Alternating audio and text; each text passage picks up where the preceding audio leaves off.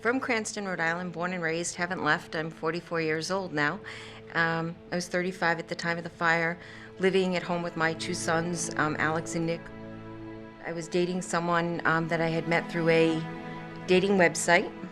His name was Freddie Chrysostomy, and life was good.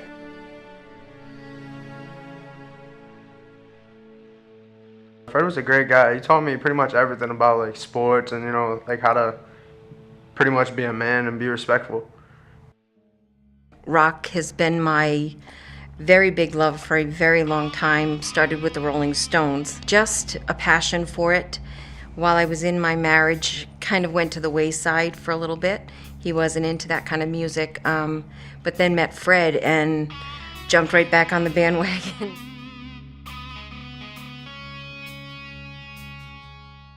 I never knew my mom as the type of lady that would go out to a club and listen to rock music. Coming from a mother of two who just did nothing but read. Even now, like the one thing she wanted for Christmas was like the Kindle. Like that's all she does is read. I never knew she was in the clubs. For me, going to the station on February 20th was probably only about the fifth time I had been there. It was fun, it was local, and they played live music. It was all about live music at that point. Anyone that played live rock, we were going.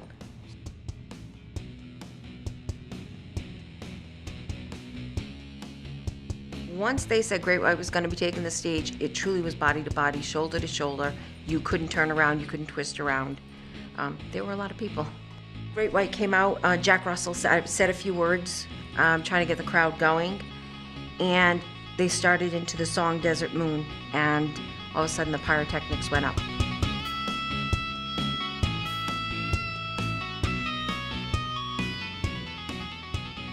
Because of where we were standing, Fred had said to me, "Look at that, something's wrong. There's a fire, there's something on fire." And there was a fire exit, maybe 3-4 steps to our right. And Fred just grabbed my hand and we went over to the fire exit. We got to that fire exit and there was a bouncer standing in front of the door. And Fred is screaming, "There's a fire, open the door, there's a fire." And the bouncer just stood there and said, no, the door was for the band only and that it was club policy. We got a few steps without it being this mad rush, but then I think all of a sudden it's when the rest of the crowd realized at this point half the ceiling is on fire, the lights are starting to shatter from the heat. It looked like a stampede, something out of a National Geographic. It was just, let's go to that door. If you came in it, you knew that door. Fred's hand was on my back at one point, and all I remember was him pushing me and screaming, "Go." And when I tried to turn around to find him, all I saw were a sea of people, and their heads were on fire. It was melting black rain, what I call black rain. Glass was shattering everywhere, and people's heads were on fire, and Fred was nowhere. And when he pushed me so hard that I actually made it to the front doorway. But at that point, I was stuck. I was wedged in between other people, and I can remember looking around and thinking, I'm done. My life is over. My breaths were getting shorter and shorter. It was getting hotter and hotter to breathe. The smoke was it was just black smoke. And the last thing I remember is hitting the hardwood floor in the club. And that's my last memory of being in the club.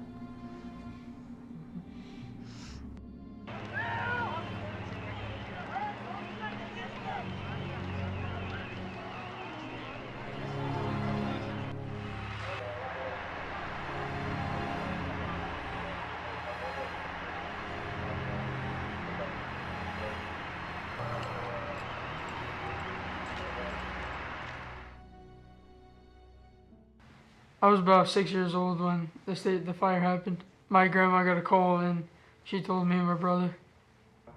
I heard everyone in the house, screaming, yelling, like getting all mad, and I was only 9, so I didn't get out of my bed.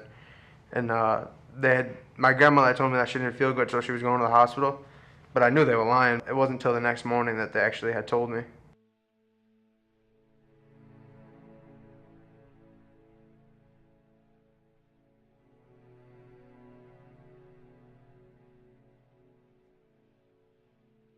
We quickly ran out of bed space. Our burn service was already pretty busy, and we didn't have any empty beds, so we got beds in the surgical ICUs and the medical ICUs, and all intensive care units throughout the hospital that would allow us to put burn patients there. And I called the Shriners, and they have a wonderful hospital here, licensed for children, and asked if we could put adults here. And they very kindly said yes, it's an emergency, and they'd be happy to do that, which is really wonderful. And to my knowledge, it's the first adult admissions that have ever come into Shriners.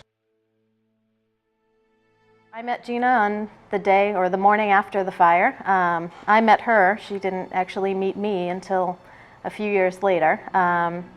Gina was in a medically induced coma. I assisted with her care and worked pretty closely with taking care of her and working with her family as well.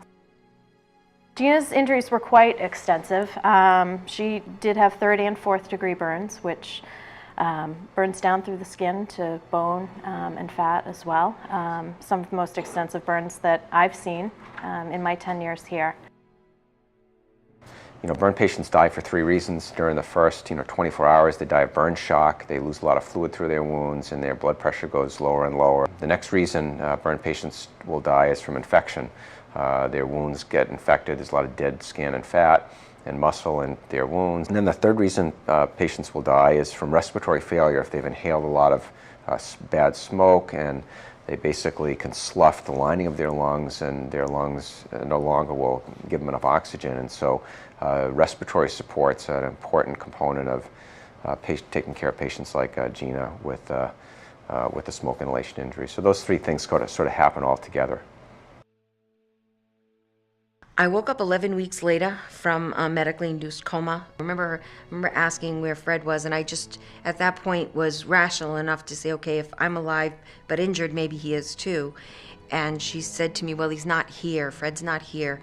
And I said, well, what hospital is he in? And she said, no, he's not here. He died. He died in the club.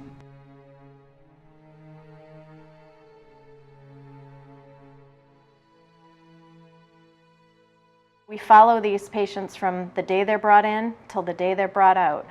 We get very close to the families, we get very close to the patients themselves, and they become part of your family. So a lot of it is from the heart because you get to know them so well, and that's an important key piece to it, I think. This fire happened for a reason. 100 people could not have died for nothing. Or 200 and some odd of us could not be burned for no reason at all. I need people to know that this tragedy happened. We're surviving, and I'm surviving well. I'm very fortunate and very blessed to have the people that I have in my life because of this fire. But I don't ever want the world to forget that 100 incredible people died for a lot of crazy reasons, stuff that should never have happened. There were no sprinklers in the building. Exits didn't work properly. We can't forget that. We have to fix the problems before it happens again.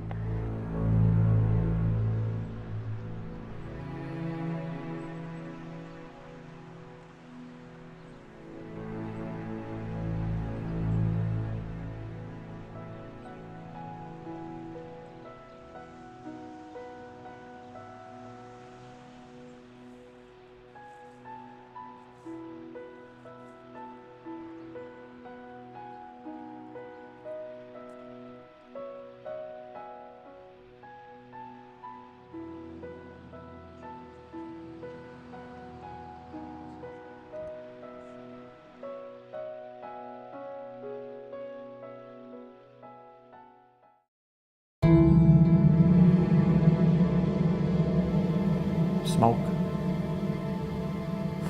When like you get a new toaster and you plug it in and the coils get hot and they smell like they're burning.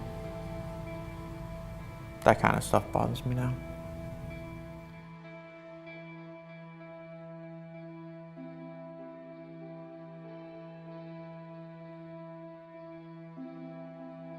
Well, during the first band, we were towards the back, and while there was an intermission, we worked our way to the front. They started playing, they lit the sparkler things, and a few seconds later there was flame.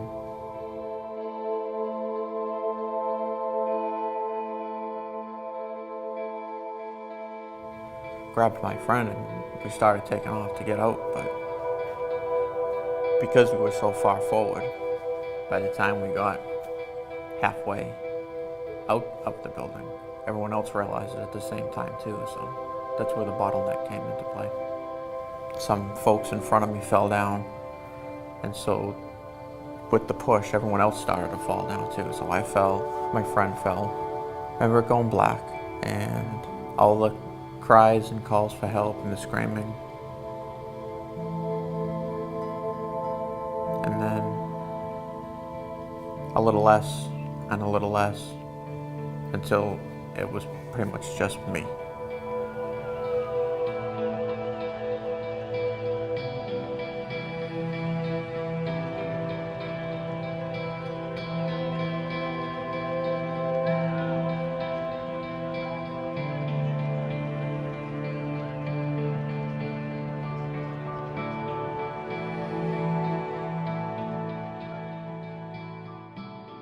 Well, I was at work and my sister called me. And she's like, this is at 7 o'clock in the morning. She's like, you gotta go find Joe. He went to that concert last night. And I said, okay. So I said to work, I said, I gotta punch out, I gotta go find my brother.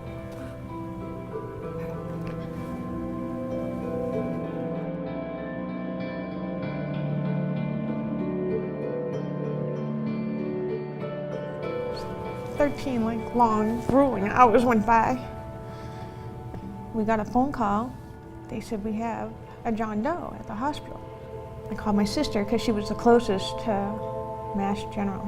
And she went down and she tried to ID him, but he was wrapped up like a mummy. Well, I'm burned from here up. Everything you see.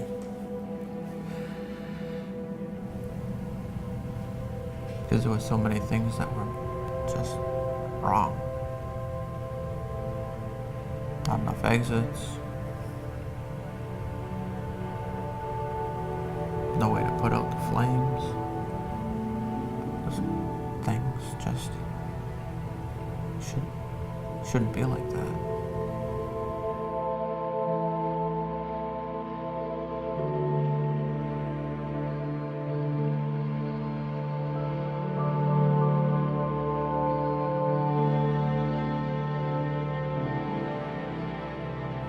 I could tell something was different, and we spent a lot more time together.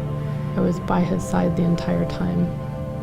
And we kind of had our first date on my birthday, and he kissed me for the first time. And from that point on, we've been together. Oh, that's nice. I like all that. That's cool. You guys are awesome. I used to hold his hand that he had before. But to have fingers to hold, it's pretty amazing.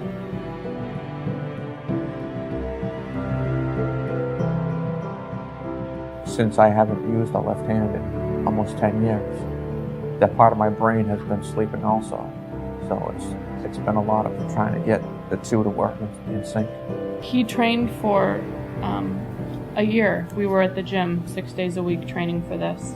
It's everything from sensory to dexterity, trying to make the muscles work properly again, even though they were working when it came off of the donor.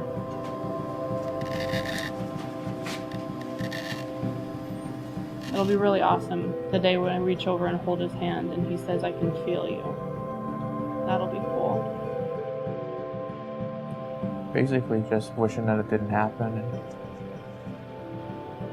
being glad for the people that are still around that are trying to get on with their lives, like me.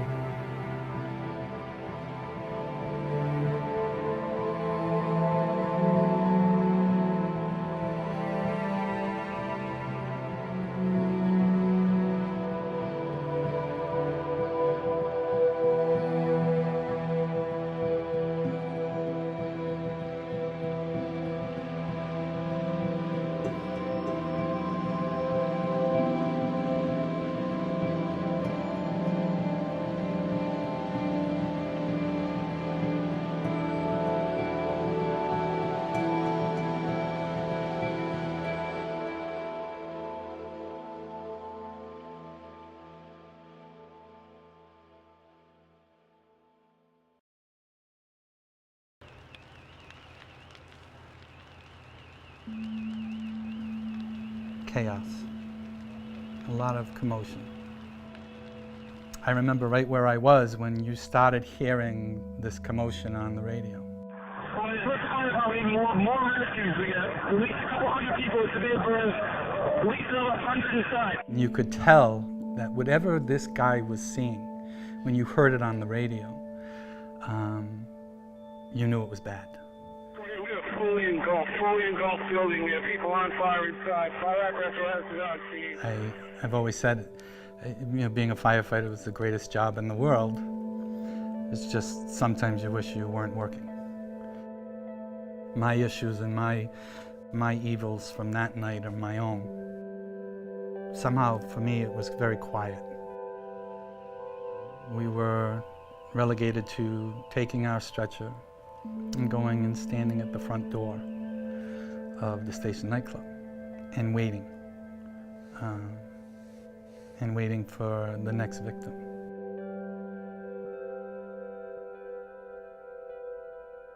Our stretcher and ourselves, myself and my partner, were standing there watching the firefighters working not 10 feet from us. And they were pulling bodies out with ropes. They were reaching in, lassoing them, and just pulling. And as bodies would come out, they would, they had trouble trying to get them to the area that was marked as the morgue, temporary morgue, which was nothing more than a tarp laid on the ground. And our stretcher was in such a way that as they dragged them over the hood of one car, they would use the stretcher for the bridge to get them over to the hood of the other car to get them over to drag them over to the morgue area.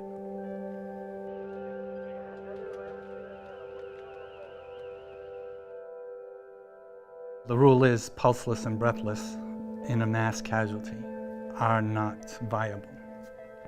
And the hardest part for me at that point was standing there waiting for a, quote, viable victim and watching all of these individuals laying on a tarp. And they didn't look that bad. As you looked over that night and being in the winter and the bodies were on the ground and they were steaming and you would look and you'd say, is that a breath? And you were hoping and you knew you couldn't go over there. You knew you had to stand right there and do what you had to do. You had to wait for someone to come out with a pulse and a breath. And that wasn't happening until Linda came up.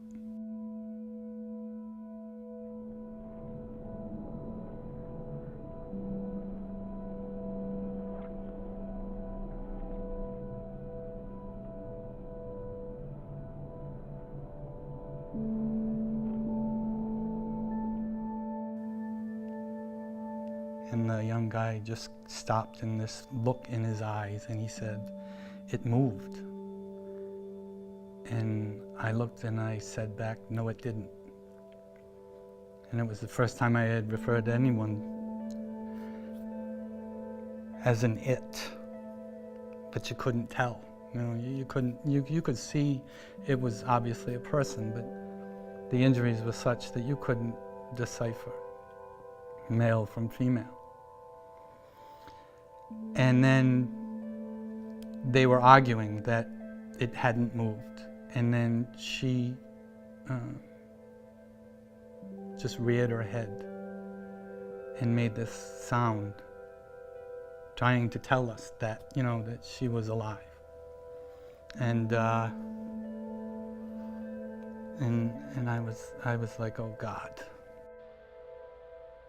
So we got her in the truck, and I remember David saying to me from the front, we're not getting out of here. We were blocked in. Her injuries were primarily head. Her left arm was burnt, pretty much her hand was gone. Her ears were not noticeable. She had no hair left. To my disbelief and amazement, when we were cutting her clothes, she reached behind her and tried to cover herself. Which told me that she knew exactly what was going on. And the fact that she could know what was going on and know that she was holding my hand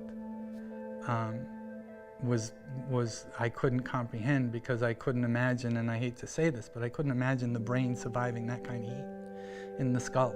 Just that alone, never, let alone what she inhaled, let alone, you know, the amount of burn she had. So my ride was where I sat on the floor because her head was down, and I knew she couldn't see me, but I just wanted somehow for her to know that I was close. And sat on the floor, and like I said, I was injecting her with one hand, I was holding her hand with my other. And then I was praying. And I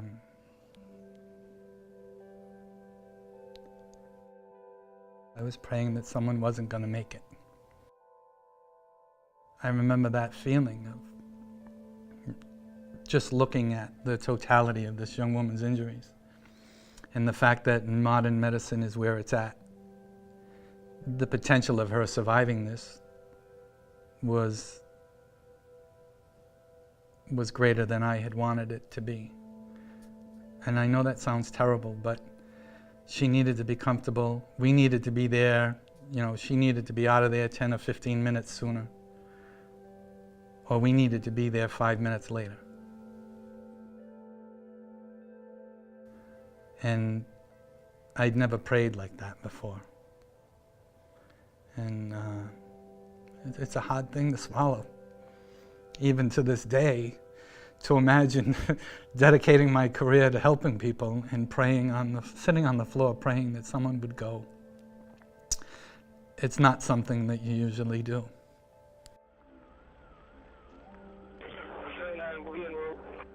My faith has wandered.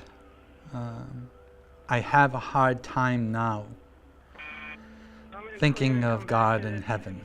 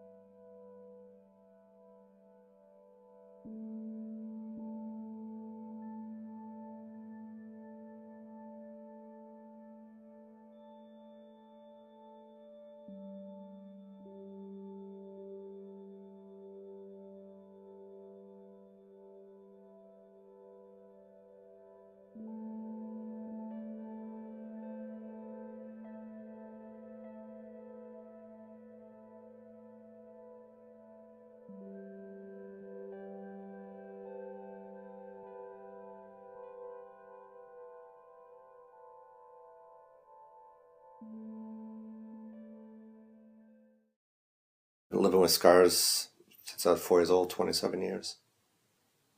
The hat that my great aunt had bought me had blown off and landed near the dog who was sleeping on the sidewalk. And when I went to pick it up, the dog woke up and just pounced on me and pretty much mauled me. I wound up spending 2 weeks in the hospital. From age 4 to I think 13 or 14, I had 3 or 4 plastic surgeries, 400 stitches. I was 31 at the time of the fire.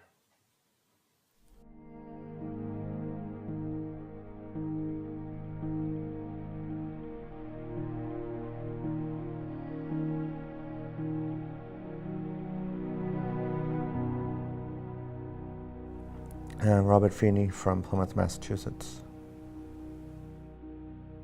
I was living in Fall River with my girlfriend at the time, and she had 2 young daughters. We were in the process of planning our future. The night before the fire, we booked the reception hall and everything. Mark Kendall was one of my favorite guitarists. I guess having the opportunity to see him that up close, I was like, I'm not going to pass it up. It was also a night that we had decided we were going to tell her friends that we were engaged. When the band took the stage, I saw the pyro right away. Me and Donna looked at each other and we're like, wow, it's not 1986. You know, you don't need pyro in a small venue like this. We're here for the music, not for the flashy show. Just seconds later, I was looking at the wall and I told her from the angle that we were at, we can see just to the right of the alcove that that wall was on fire.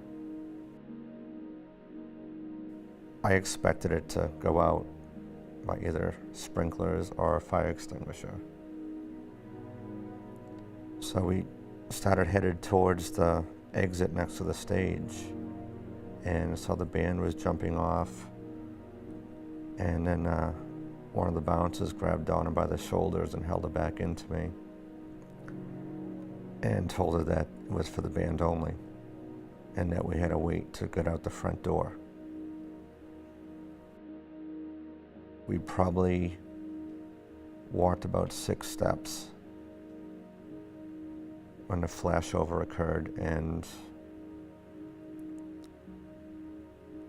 the flames just shot from the stage straight down the other end of the building.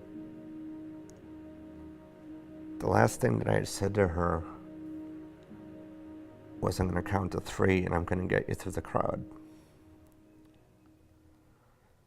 And I got to 2, and I just remember this, we got hit from the right side, and it was a body that was burning from head to toe.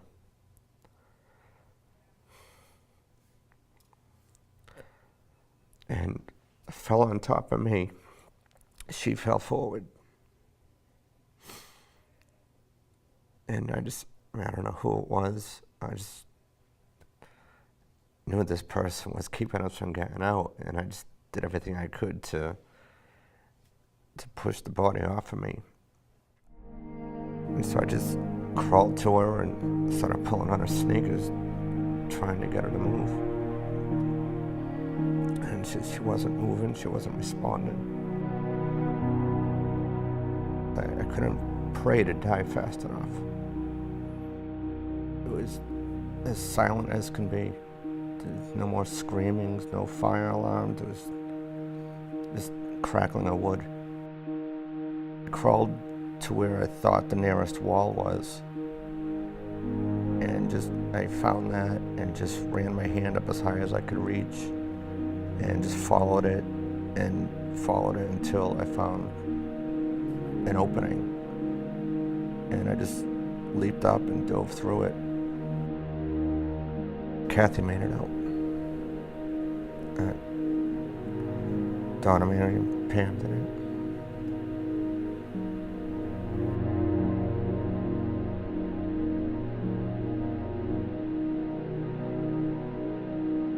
I went through several phases, I guess, of anger. I went myself a lot. I bought the tickets, I insisted on going.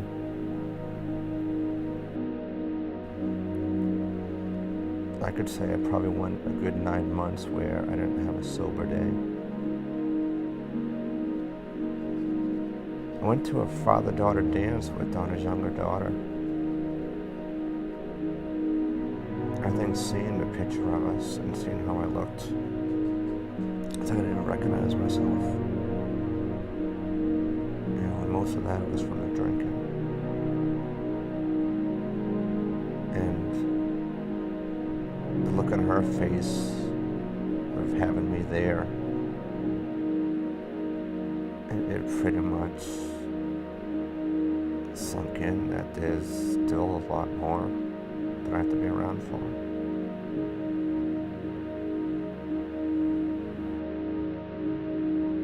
The worst thing to come out of the fire is the life loss. Losing my fiance, 2 of her friends, and 97 other people. I'll take any physical injury to replace that. Not a day goes by that we don't think about her. Yeah. Pretty much multiple times a day, thought goes through my head, just various reasons. Think about her, think about her kids.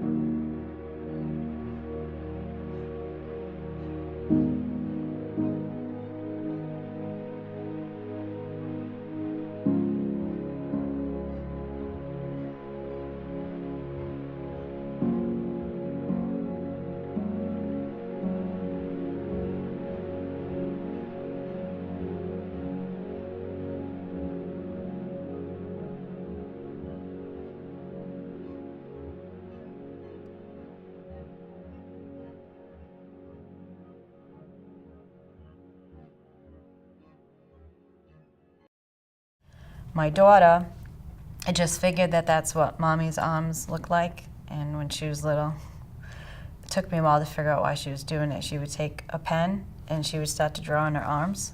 And I couldn't figure out why, and I would keep giving her paper, but she wouldn't draw on the paper. And then my father finally figured out and said that she was trying to make her arms look like me. And I'm like, no, that's not what your arms are supposed to look like.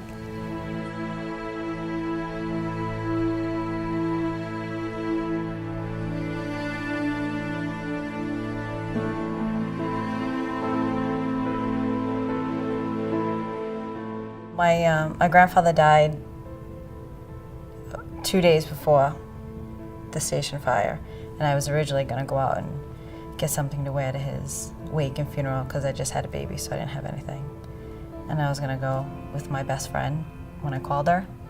She had already made a commitment to go there, so she said, you know, just come, we'll figure out what you can wear later on, just come out with us. We wiggled up towards the front. We were probably about 3 rows from the front. We joked about how they were squishing us all in there. It was just kind of a common thing to know that it was always overstuffed. They came on the stage. The fireworks or pyrotechnics went off, and I remember being surprised that they had that, and then I saw in the ceiling where there was a fire starting. So I grabbed my best friend's hand, and we looked at each other, and we just started to head out. We got probably not quite to the door when all the lights went out. And then you could feel like the pushing of everybody else trying to get out. And I got pushed past where the front door was, and my friend got pushed towards the door. I could feel Carrie's hand slipping from me. That's when I knew. You were scared then? Yeah. I got pushed past where the door was, and I vaguely remember when we got there noticing the big windows, and you could see the people in the bar, and for whatever reason it stuck in my head, so I hoped in my head I knew the direction of it, and I just kept trying to head in that direction, but there was so many people and it was dark, I kept getting pushed down.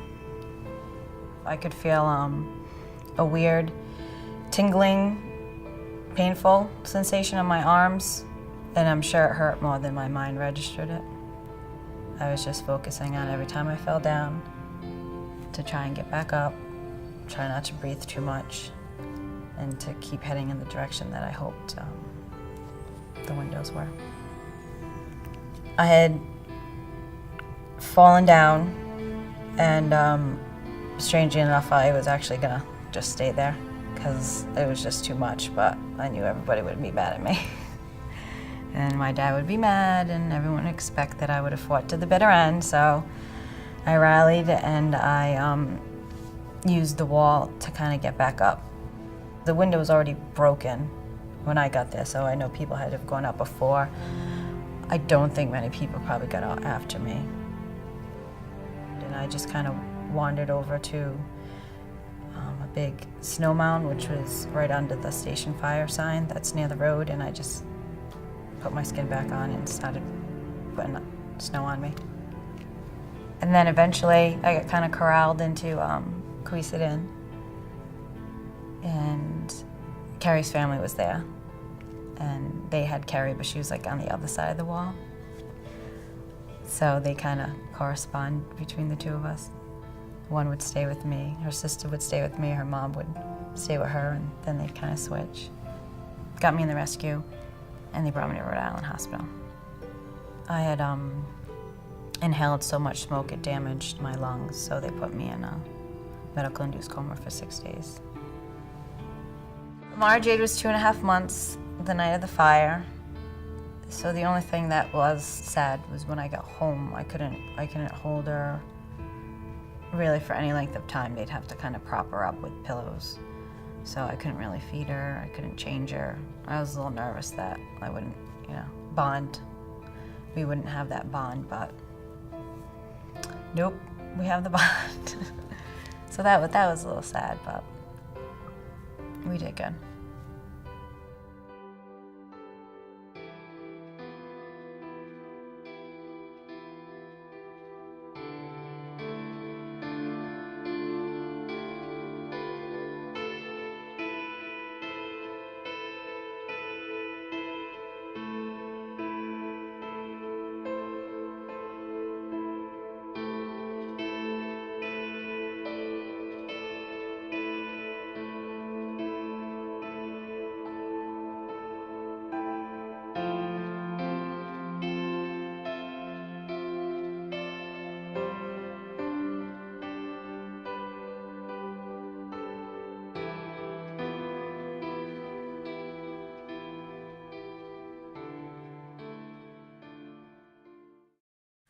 I got offered $40 and a t-shirt to work for the merchandise table for the band, and I said, well, I got in for free, I'm drinking cheap, it's a band that I love.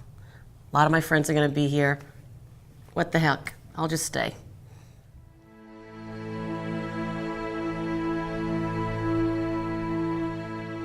Driving down Carisset Road, I started to get a headache. Something was telling me, just go home. And I said to myself, no, I'm either going to just go for a little while, we'll have a couple of beers, we'll hang out, and then I'll go home. I just went in like normal and found a friend of ours, spoke with her, found Linda, and was with her the rest of the night. I was actually in the atrium. They had pushed the pool tables back up against the windows, and that's where we'd set up the merchandise table. Because I actually wanted to see the show. I didn't want to get stuck in the back corner of the bar. If I was going to stay, I wanted to see the show up close. Where I was standing, there was a pole kind of like between Linda and I. So she could see partial of the stage where I could see the whole thing. And I saw one side light up and the other side lit up. So to be honest, I thought it was part of the show because they were exactly the same height, going at exactly the same time. And I said to Linda, that's not right. I said, let's just grab this merchandise off this front table and throw it behind us, but grab the CD box. We're gonna use this to get out the stage door so no one stops us. We're gonna say, hey, we've got the band's merchandise. And in the few seconds that her and I did that, it was too late to go to the stage door. It was completely engulfed over there. The stuff was dropping from the ceiling. What my friend calls the black rain. You could just see it just falling down. And I said, we're out of time. I said, let's just get on the floor under the table, and that's what we did. So we get down on the floor. I was holding her hand at the time. She stood up, started kicking at the windows. I could hear the bears breaking and people kicking at a window. And I said, we're running out of time. So I told Deb to stay where she was. I'll be back. And I crawled over to the window on my left, and I stood up to try and break the glass. Wouldn't break. I was kicking literally to save my life, and it wouldn't break. Got back on the floor and just laid next to my friend and waited to die, because I knew we weren't going to get out the front door. I knew there was too many people. We could see the crowd pushing from where we were. God, please take care of my daughter, take care of my husband. Make sure they know that everything was okay, that I didn't hurt, I didn't suffer. Laid there on the floor and asked God, just take care of my family. And at that minute, the glass above my head that I was trying to break broke. I heard the cracking of it. I heard the window break, I felt the fresh air come in. I felt myself get pulled out, landed on the steps. Linda pulled out, landed on top of me. I couldn't move, and my thought was, well, I didn't die in the building, but now I'm going to get trampled to death. So I'm yelling at her to get up. She physically can't get up because she's burnt, and I didn't see that. And so I grabbed her by the back of her pants, and I guess adrenaline calls, and I hoofed her to a standing position and moved her.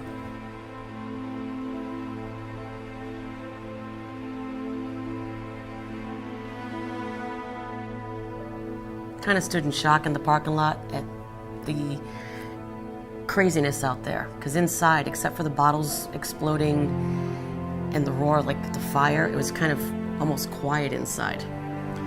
And then when we were outside, it was pandemonium. It was like literally an entirely different world. And I looked down for the first time. I actually looked, and all the skin was starting to slough off of my arms. It looked like, kind of like my elastic here. It was all rings of black that looked kind of like jelly bracelets or elastics, all just kind of hanging around the edges of my wrists. And I was like, oh my God, how did I not feel that or know that that was happening? And I just stood there and waited. And then finally my husband showed up. And the look of horror on his face. I said to myself, God, I must be so much worse than I actually feel in this moment. For that look on his face, he was horrified. I saw a lot that I probably shouldn't have seen, but in that state of mind, it doesn't register in your head what's going on. I wish I had pulled somebody out. I wish I had gone to the door and tried. But my concern was, where was Linda? Where was Julie? And where were the friends we knew? And it was just chaos in the street. I don't have any survivor's guilt because I think the way I got out, by getting out through that window, and the fact that me getting up and kicking at that window is what let the person outside the window at the stairs pulling people out of the door. He heard me, went to his car, got a tire iron, came back, smashed the glass. He saved me, my friend, and like 25 or 26 others came out that window. So I know that indirectly my actions saved not only myself and one of my best friends, but 26 others.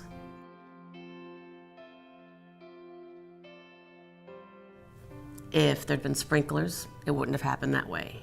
If there was a fire extinguisher on the stage, it probably wouldn't have happened the way it happened. You know, there's just so many, if there wasn't so many people in there, if more people knew other exits that were available. So it's like, you know, if you changed one thing in that situation that night, we probably wouldn't have lost 100 people.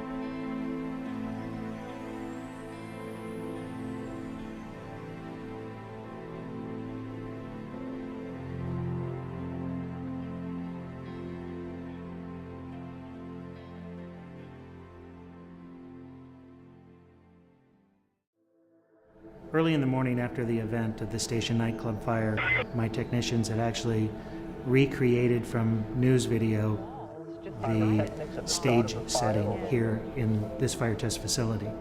They wanted to be able to burn and understand what happened. How did it get out of control so quickly? That's what we do here. We do fire protection research.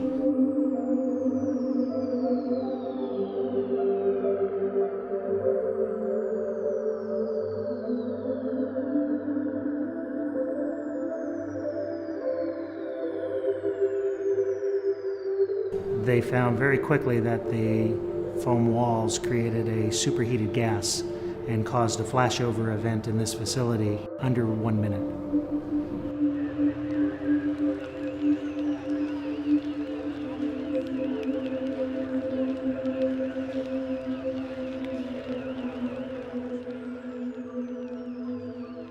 A flashover is an accumulation of superheated gas at the ceiling, and when it reaches a certain temperature, all combustibles in the room will spontaneously combust.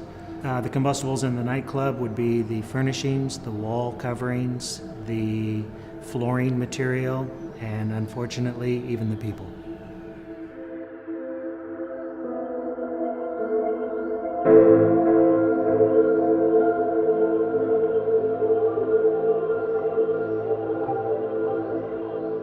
Three days before the station event, this fine line fire occurred, and in the fine line fire, there's 120 people in the facility. Pyrotechnics from a band ignited the ceiling. 120 people got out of the building safely for a number of reasons. Number one, it had a fire sprinkler system. Number two, a Chicago incident where there was a trampling death of 21 people caused the owner to meet with the employees the morning before and talk about safety, talk about crowd control, and just preventive measures, just talking about it and telling the employees how to deal with a crowd and that type of an event saved a lot of people's lives. Having the right fire protection equipment, having extinguishers, maintaining your fire protection equipment, all contributed to why the headline was the band had to cancel that night, instead of 120 people being killed or injured.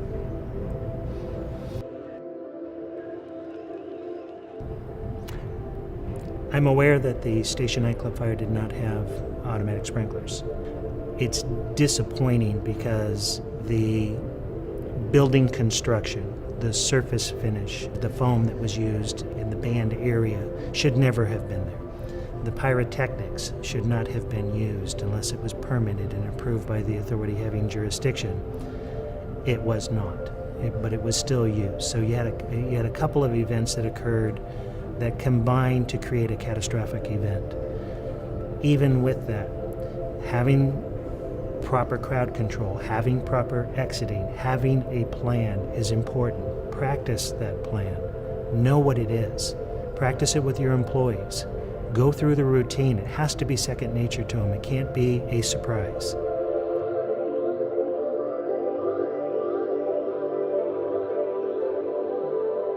Multiple changes occurred as a result of the Station nightclub fire. One of them was the requirement for automatic sprinklers in existing facilities when the occupant load was more than 100 people. If a facility owner is inviting people into their facility, that they're responsible for the safety of those people, and providing the automatic sprinklers is one of those steps. When a sprinkler operates due to a fire event, this is what the sprinkler discharge will look like in that area if it were a sidewall sprinkler. Okay?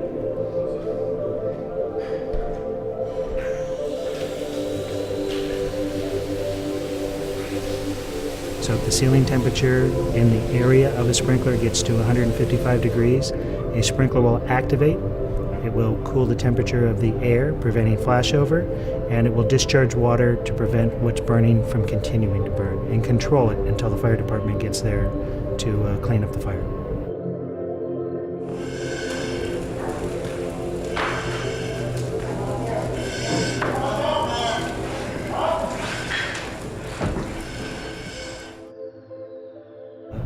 I used the phrase at home, I wouldn't send my children to a zoo that didn't have cages for the animals, because it would just be absurd to send my children into somewhere where I knew they wouldn't be safe because the zoo couldn't afford cages. It's the occupancy owner's responsibility to provide the safety of the people coming to visit. They're providing a service, entertainment, and they're responsible for the safety, so that's what they should do, is comply with the codes and the standards. And sometimes they're confusing. Sometimes you need help. Call your local fire department, call your building department, tell them that you need some help in planning or what to do or how you train your people. They will provide that assistance. If they can't, they will give you someone that can help you.